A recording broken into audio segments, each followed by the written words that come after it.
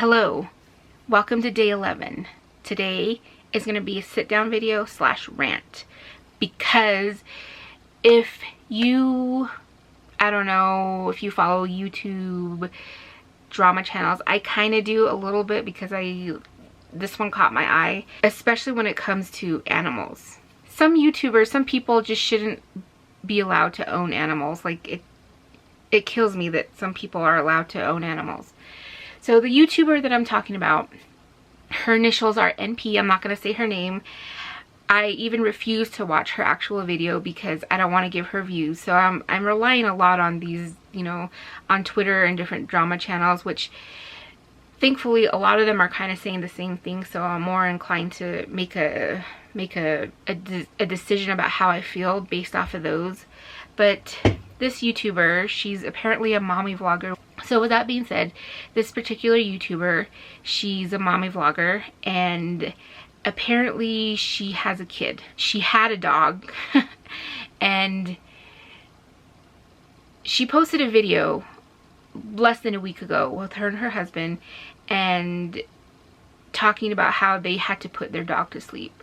And normally when I hear we had to put our dog to sleep, in my mind I'm thinking that the dog was sick, or the dog was just really old and couldn't get around anymore, was in pain, or all these things.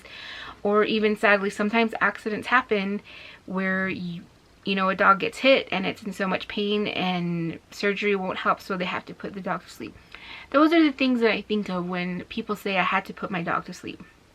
But this YouTuber, she put her dog to sleep because it nipped at her child, which is scary. I'll give you that much. A dog nipping a child is a scary thing. But when you think about the factors that could have been taken into consideration to avoid this, this is where I get mad, because they allowed their child to be near the dog while the dog was eating, like digging in its bowl, touching its face and stuff. And I feel like logically anybody, you don't have to be a parent to know to leave an animal alone when it's eating. I know Bandit and Phoebe. Sometimes Phoebe, she can get sassy. Bandit, on the other hand, he'll let you take his food away, but a lot of people don't know that. So they let their child bother the dog while it was eating, and the dog nipped at the child. So instead of teaching the child how to respect their pet's boundaries, or instead of trying to keep a better eye on their child while the dog was eating, they chose instead to put their dog to sleep. And here's where I have the issue. Instead of rehoming the dog, which is an option, instead of trying to find proper training for the dog, which is another option, or instead of, like I said, teaching the child to respect a dog's boundaries, just like with people, animals give off clues that they're being, they're angry or they're sad or whatever. Instead of trying to recognize those, they instead put their dog to sleep. Their dog of 9 years, their dog that they've had since it was a puppy. It grosses me out. It makes me incredibly sad. And the information that came out after this makes it even more sad, because they had been thinking about trying to put their dog to sleep for the past 5 years. So they had 5 whole years to try to fix the issue by, trying to use all those other things that I just mentioned. They had 5 whole years, so they essentially just set their dog up for failure. And then on top of that, it came out that they had a photo shoot with this dog right before, somebody came in to put the dog to sleep. They had a photo shoot, sitting with the dog, holding the dog, with the kid within a foot of this so-called ferocious dog. Like, I'm not gonna give you any sympathy, like, no. So they did that.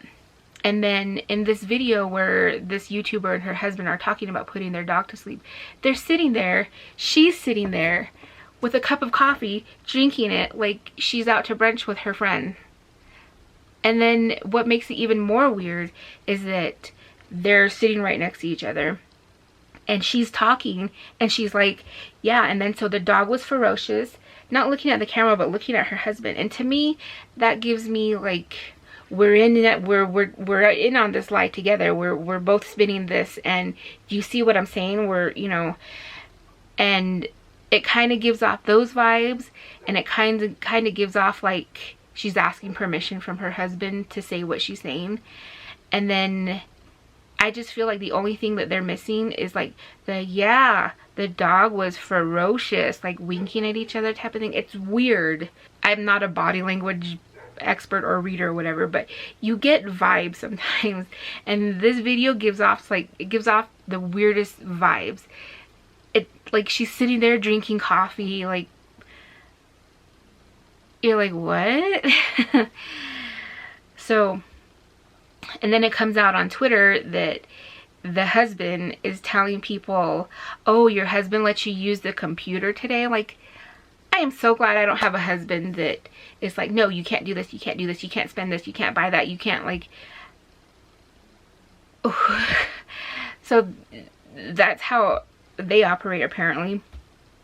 And it's just so weird. And they're saying that they had talked to all these professionals, and they had talked to the Humane Society, and they were told that there's no hope for this dog, which I'm like, I've seen the exact opposite.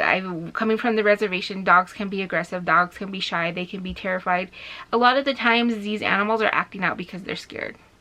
And once somebody comes in that understands what's going on or can figure out what's going on, difference, like, it's a complete 180. I'm just like, this lady did not talk to any professional. She didn't want to bother to try to find a solution. And then here's another, it makes me think that they just don't have any ability to think outside of the box. Apparently a couple years back, they tried to adopt from Taiwan or Thailand or something like that, which, you know, great.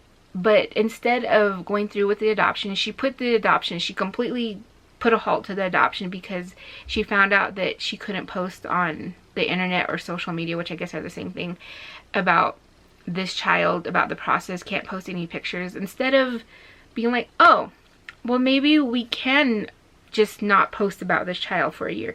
Let's continue doing whatever else we're doing over here, our mommy vlogs or whatever. Let's continue doing that. Let's just not post about this. We'll be fine. We've been fine this whole time. No, whole process stopped. So I'm like, they cannot think outside the box. And I'm like, ugh, it gets me so mad. I'm irritated by it. I try not to think about it too much because that poor dog, it's like they set that dog up for failure. It's like they didn't want to be bothered with it. They didn't want to just say, hey, son, child, girl, daughter, whatever, I don't know, come sit over here while the dog eats. Like, they didn't want to do that. Instead, they just said, okay, let's put the dog to sleep. But maybe we should old yeller it, but now let's just put the dog to sleep. Like, who does that? Thankfully, I'm not the only one that feels this way. There are a lot of people on social media that feel this way. Some YouTubers, some people on Twitter that I follow.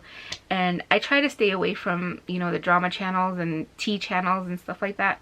But when it comes to animals, somehow those always fall on my radar. Like with that stupid heifer, Brooke Houts, the lady that posted a video of her, like, abusing her dog by accident, and thankfully people downloaded that, and it's like, it's on the internet forever. So I'm like, this lady and this lady, they should be friends because they don't deserve pets. And the sad thing is that I don't know if I mentioned this, she has another little dog. The lady that I was just talking about that put her dog to sleep, she has another little dog, and there's video of him or her, I don't remember which one. They're using that little dog and waving it in front of the big dog that they just put to sleep. The big dog is aggravated, so they're essentially using that little dog as like a bait, because this bigger dog is getting mad about it, like that, while they're waving that little dog in front of it. Like, you're using that dog as a bait dog. I guess they don't have to worry about the bigger dog, but who knows if their little dog nips at their kid, who knows like what they'll do to that one. So the takeaway from this, if you want to find a takeaway, is one, it doesn't help, or it helps to do a little bit of research about what kind of animal you're bringing into your home. I feel like most animals, if they're aggressive, that can be changed. If you're worried about an aggressive animal, maybe don't get an animal just yet. Some breeds, they're known for their energy. Blue heelers are one of them. High energy, they like being outside, they like running. And if you bring a blue heeler into a home where you're just kind of like there, of course the dog is gonna, you know, want to do stuff, and it's gonna drive the owner crazy, and the next thing you know, it's like, eh. Do some research on the breed that you're bringing in, what they should expect, or what you can do, or what kind of activities you can do to get out that energy. I'm pretty sure there are some breeds that are just fine, like just being home, like Bandit and Phoebe. Maybe because they're older, I'm not sure. So that's my first suggestion. My second suggestion, learn the cues that animals give off. Just like with humans, animals have boundaries. Just like with humans, if you pay attention to the body language, you can learn a lot from that. If I'm over here like this, my back towards you, that means I don't want to be bothered. Dogs are the same way. If they're showing their teeth, if they're growling, if, you know, even just having their tail between their legs, if they're skittish, if they, you know, if they cower, that means they're afraid, they're intimidated by you. It's up to you to figure out what exactly those mean. But learn those cues and teach them to your kids. Because if not, you are setting your pet up for failure. And it's not fair to your pet. Those are the things.